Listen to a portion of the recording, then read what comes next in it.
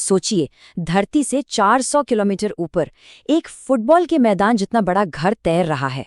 जी हाँ, ये है इंटरनेशनल स्पेस स्टेशन। और आज हम इसी की हैरान कर देने वाली कहानी में उतरने वाले हैं।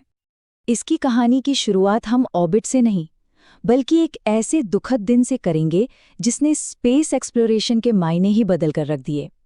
एक दिन जिसने हमें इसके खतरों और हमारे हौसलों दोनों से रूबरू करवाया। 1 फरवरी 2003। इतिहास में ना कुछ तारीखें ऐसी होती हैं जो कभी भुलाई नहीं जा सकती। ये उन्हीं में से एक है।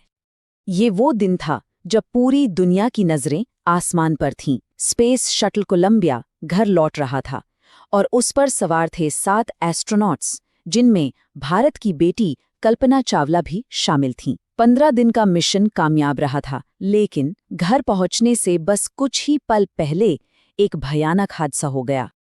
इस एक हादसे ने पूरी दुनिया को हिलाकर रख दिया। स्पेस एजेंसियां सोचने पर मजबूर हो गईं कि क्या इंसानों को स्पेस में भेजना इतना सुरक्षित है। नतीजा ये हुआ कि आईएसएस को बनाने का काम सालों के लिए, मतलब 2003 से 2011 तक, बहुत ही ज्यादा धीमा पड़ गया। सेफ्टी और टेक्नोलॉजी पर नए सिरे से काम शुरू हुआ। लेकिन इसी मुश्किल दौर से आईएसएस उस शानदार स्ट्रक्चर के रूप में उभरा जैसा हम उसे आज जानते हैं। तो चलिए अब इस उड़ते हुए अजूबे को जरा करीब से देखते हैं और जानते हैं कि ये असल में है क्या। तो आखिर है क्या ये ऑर्बिट में घूमता हुआ किला? इसके कुछ आंकड़े इतने कमाल के हैं कि यकीन करना मुश्किल हो जाता है। जरा सोचिए, एक पूरा का पूरा फुटबॉल का मैदान, इतना बड़ा है ये, और ये सब धरती से 400 किलोमीटर ऊपर स्पेस के वैक्यूम में तैर रहा है। और इसकी स्पीड 7.5 किलोमीटर एक सेकंड में, मतलब पलक झपकते ही 7.5 किलोमीटर। अगर इसे पर्सपेक्टिव में रखें तो दिल्ली से मुंबई का सफर ये 3 मिनट से भी कम में पूरा कर सकता है। कमाल है ना? और इसी तूफानी रफ्तार का नतीजा ये है कि आईएसएस सिर्फ 90 मिनट में, जी हाँ सिर्फ 1.5 घंटे में, पूरी धरती का एक चक्कर लगा लेता है। इसका मतलब पता है क्या है? वहां रहने वाले एस्ट्रोनॉट्स हर दिन 15 बार सूरज को उगते हुए देखते हैं। सोचिए जरा, अंतरिक्ष में इतनी बड़ी और जटिल चीज बनाना आसान नहीं था। मतलब इसे बनाना सिर्फ एक इंजीनियरिंग का कमाल नहीं था, ये एक बहुत बड़ी पॉलिटिकल चुनौती भी थी। देखिए, दशकों तक अमेरिका और सोवियत यूनियन के बीच स्पेस रेस चली, एक दूसरे से आगे निकलने की होड़।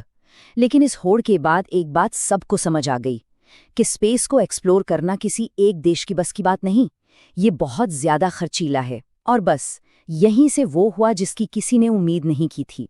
2 पुराने दुश्मन एक साथ आए एक अनोखी पार्टनरशिप के लिए। और ये पार्टनरशिप कोई छोटी मोटी नहीं थी। ये प्रोजेक्ट आज तक बनाए गए सबसे महंगे साइंटिफिक इंस्ट्रूमेंट्स में से एक है। $150 बिलियन से भी ज्यादा की लागत, जिसमें अमेरिका, रूस, यूरोप, जापान, कनाडा, दुनिया के कई देशों ने मिलकर पैसा लगाया।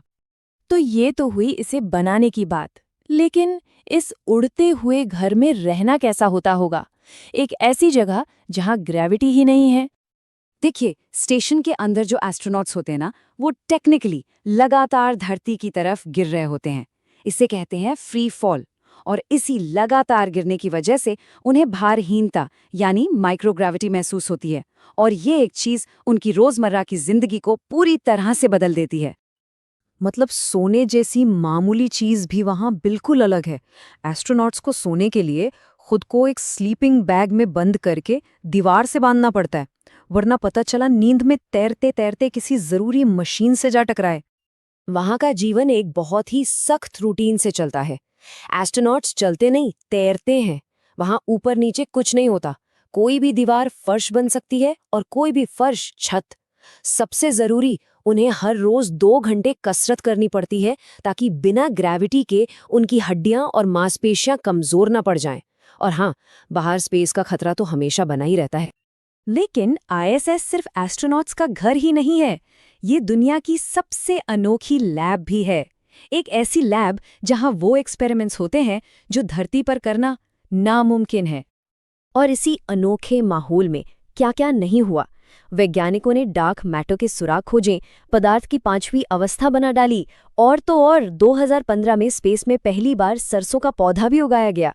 ये सारे एक्सपेरिमेंट्स हमें भविष्य के लिए तैयार कर रहे हैं, जब इंसान दूसरे ग्रहों पर अपनी बस्तियां बसाएगा। यहाँ किया गया हर एक एक्सपेरिमेंट असल में एक सबक है। एक सबक कि धरती से दूर कैसे जिंदा रहा जाए, कैसे तरक्की की जाए। और यही रिसर्च, यही डेटा हमें इंसानियत की अगली बड़ी छलांग के लिए तैयार कर रहा है, यानी चांद और मंगल पर लंबे समय तक रहने के लिए। लेकिन हर चीज की तरह इसका भी एक अंत है। दशकों तक इंसानियत की सेवा करने के बाद ये शानदार स्टेशन अब अपने मिशन के आखिरी पड़ाव पर है।